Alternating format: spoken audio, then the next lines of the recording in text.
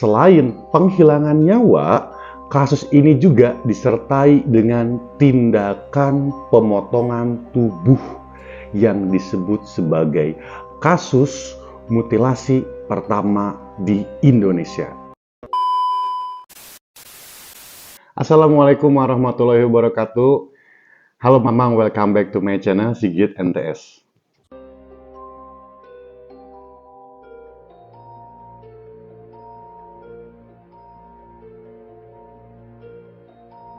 Dalam video kali ini, gua bakal cerita tentang kasus kriminal yang terjadi di Indonesia. Dan ini merupakan kasus mutilasi pertama di Indonesia. Nah, yang buat kasus ini menarik adalah kasus ini belum terpecahkan dari tahun 1981. Dan kasus ini membuat geger se-Indonesia.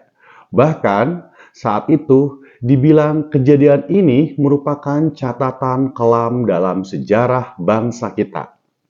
Karena kasus ini, selain penghilangan nyawa, kasus ini juga disertai dengan tindakan pemotongan tubuh yang disebut sebagai kasus mutilasi pertama di Indonesia.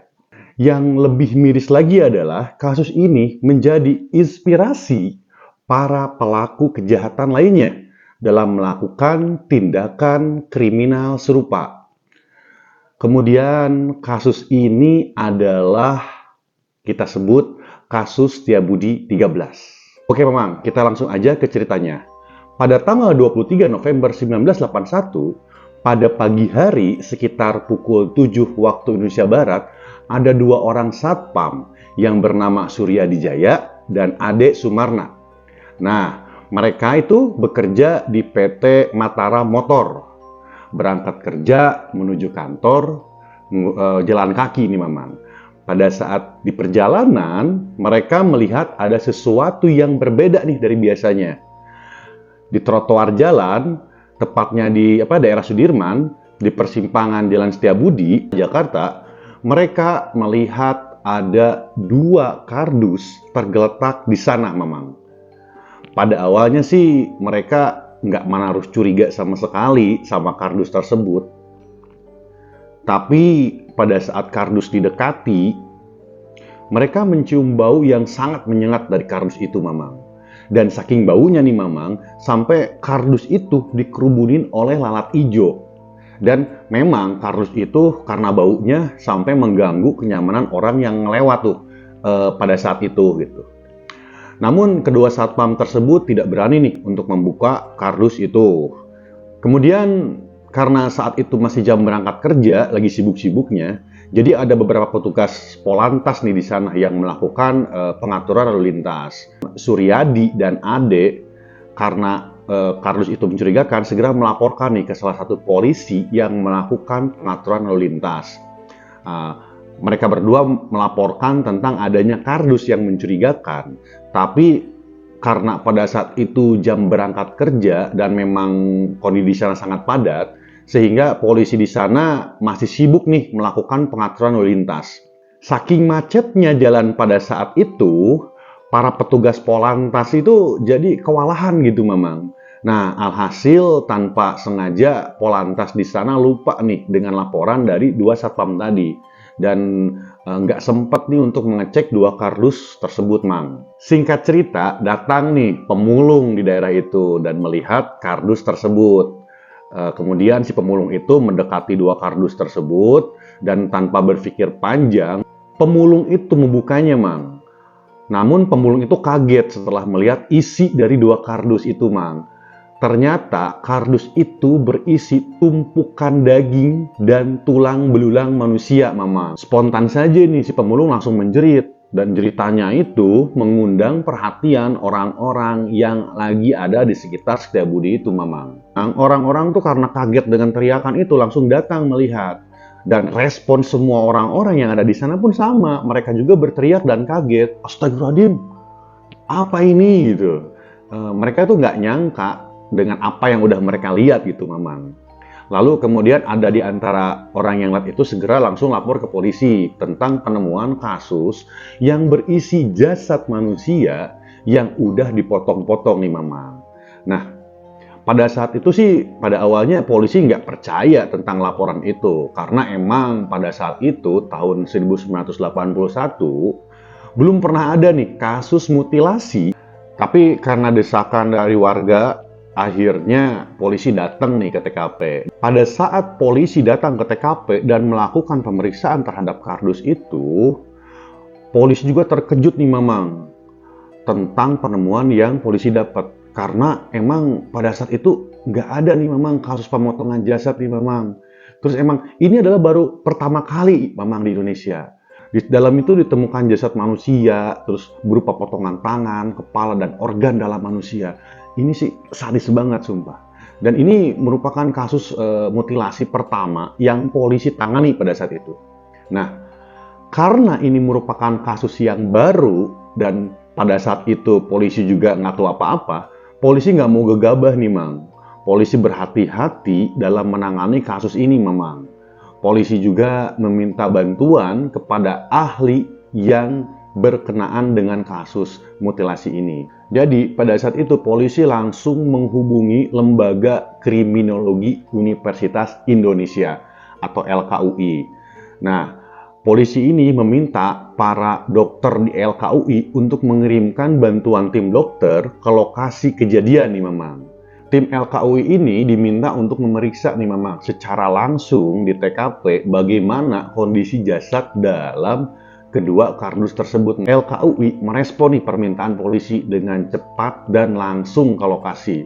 Kemudian setelah di lokasi, tim dari dokter LKUI ini mulai melakukan pemeriksaan Mamang. Nah, dalam laporan awal pemeriksaan, tim dokter ini mengatakan nih Mamang bahwa korban dalam kardus ini kemungkinan telah dihilangkan nyawanya beberapa hari nih Mamang sebelum kardus ini ditemukan. Hal itu terlihat dari proses pembusukan yang sudah mulai terjadi nih Mamang. Nah, kemudian dokter juga mengkonfirmasi bahwa kardus pertama berisi daging beserta organ dalam, sedangkan di kardus yang kedua berisi potongan kepala yang masih utuh nih Mamang, serta tulang belulang sebanyak 13 potongan Mamang. Gile nih orang. Nah, karena kasus ini disebut Setiabudi 13 nih Mamang, dikarenakan mereka nggak tahu nih siapa jasad dalam kasus ini. Dengan penjelasan Setiabudi ini adalah daerah di tempat ditemukannya kardus tersebut Mamang. Jadi disebut Setiabudi 13 gitu Mamang. Sedangkan angka 13 mengacu pada 13 tulang yang ditemukan setelah pemeriksaan awal kedua nih Mamang. Kemudian kardus itu pun dievakuasi nih ke Rumah Sakit Cipto Mangunkusumo di Jakarta untuk melaksanakan pemeriksaan lebih lanjut oleh tim forensik nih Mamang yang dipimpin oleh Master Forensik Indonesia yang saat ini. Beliau adalah dokter forensik bernama Dr. Abdul Muknim Idris. Pada saat pemeriksaan, Dr. Abdul Muknim Idris juga dibuat kaget nih. Bahkan sang dokter pun heran nih Mamang, kok ada ya orang yang tega banget ngelakuin pemotongan sesadis ini nih Mamang. Nah, nggak hanya dipotong nih Mang, si pelaku ini Mang dengan tega mengiris daging korban Mang hingga terpisah dari tulangnya Mamang. Jadi kayak di sayat-sayat gitu loh Mang, jadi bersih gitu. Bahkan rapi banget Mang, si daging lepas dari tulangnya itu Mang. Itu tuh kelihatan bersih banget. Ngeri banget sumpah Mang. Di kambing guling lah, saya ratusan potong. Kemudian paruh, hati, dan 5 masih utuh. Nah, yang lebih parahnya lagi nih Mamang, potongan daging itu totalnya semuanya itu berjumlah 180 bagian Mamang. Astagfirullahaladzim ya Allah. Anjir ini sadis banget nih orang sumpah Mang. Sumpah sadis banget. Bahkan tim forensik ini sepakat nih bahwa pelaku kasus Setiabudi 13 ini bukan orang yang sembarangan nih Mamang. Dan pelakunya sih besar kemungkinan lebih dari 1 orang Mang. Karena dengan semua yang ditemukan seperti ini, memisahkan daging nih Mang dengan tulang, kemudian memotong tulang sampai dengan 13 potong dan membersihkan organ dalam, disayat kemudian dipisah-pisahin gitu kan. Itu tuh menurut tim memerlukan waktu yang tidak singkat Mang, jadi lama banget gitu. Nah, dugaan tim forensik ini juga pelaku itu melakukan mutilasi dan memisahkan daging ini, organ dan tulang itu hanya dalam waktu perkiraan 3-4 jam nih memang. Tim forensik bekerja keras nih memang mengumpulkan informasi penting nih yang terdapat dalam jasad korban untuk membantu pihak kepolisian mengungkap siapa sih identitas korban ini nih memang gitu. Karena untuk mengungkapkan siapa pelaku minimal salah satu cara adalah dengan mengetahui dulu nih memang identitas korban gitu Mang. Tim forensik yang dipimpin oleh Dr. Muknim ini juga menyusun nih Mang, menyusun kembali semua potongan-potongan tubuh korban, jadi kayak direkonstruksi, dijadiin kayak mayat gitu loh, dibenerin-benerin lagi gitu. Ada hal yang buat Dokter Muknim ini kaget nih Mang. Hal-hal penting yang ada di tubuh korban seperti wajah, telapak tangan, dan telapak kaki korban dalam keadaan utuh nih Mama. Tapi yang uniknya, wajahnya tidak diapa-apakan. Telapak tangan masih ada. Telapak kaki masih ada. Aneh nih Mang, jadi ini tuh kayak sengaja banget gitu ngetes atau nantang polisi pada zaman itu. Bisa nggak nih polisi ngungkap kasus pembunuhan yang mukanya, sidik jarinya itu masih lengkap nih Mamang. Nah, Dokter Muknim juga melaporkan nih hal itu kepada pihak kepolisian dengan rincian korban adalah laki-laki nih Mamang, usianya antara 18 sampai 21 tahun. Kemudian tingginya sekitar 165 cm, tubuhnya agak gempal dan tegap, dan di beberapa bagian tubuhnya terdapat tai lalat nih Mamang. Dan menurut perkiraan dari Dokter Muknim ini, korban ini dihilangkan nyawanya pada tanggal 21 November tahun 1981 nih Mamang. Atau 2 hari sebelum jasadnya ditemukan di dalam kardus Mang. Kemudian Dokter Muknim juga berkesimpulan Mamang bahwa tindak kejahatan ini dilakukan di kamar mandi Mamang, karena hal ini terlihat nih Mamang dari bagian tubuh korban yang terlihat bersih. Dan berdasarkan pengalaman dari Dokter Muknim ini, untuk memperoleh hasil kebersihan seperti itu nih, daging yang bersih itu, biasanya pembedahan dilakukan di lokasi yang dekat dengan air mengalir nih Mamang. Dengan berbekal hasil pemeriksaan forensik, polisi pun akhirnya dengan cepat melakukan investigasi nih Mamang. Dengan melakukan beberapa pemeriksaan saksi di tempat kejadian perkara Mamang. Namun sayangnya adalah polisi ini tidak mendapat hasil, ditambah pada saat itu kan belum ada CCTV ya Mamang ya, sehingga menyulitkan pihak kepolisian untuk mengungkap kasus ini Mamang. Polisi juga memeriksa beberapa barang bukti nih Mang yang udah ada di sana gitu.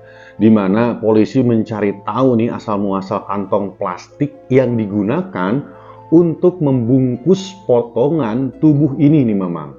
Nah, dari hasil penyelidikan polisi, kantong plastik pertama adalah bekas untuk membungkus buku. Hal ini diketahui dari adanya stempel toko atau stempel toko buku yang ada di sana Mamang. Dan setelah dicari tahu, toko buku tersebut terletak di Jalan Pasar Baru nih Mamang. Sementara di kantong plastik yang kedua Mang, berasal dari supermarket yang lokasinya nggak jauh dari kawasan Pasar Baru itu. Selain daripada itu, ditemukan juga Mang, adanya koran atau majalah yang masih baru Mang. Edisi sore terbitan 19 Agustus tahun 1981.